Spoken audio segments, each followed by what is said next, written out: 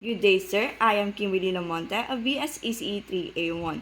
This is my output video for ECE 28 Laboratory Activity 10 demonstrating the AT28C16 EEPROM used to store data and show it on a 7-segment LED display.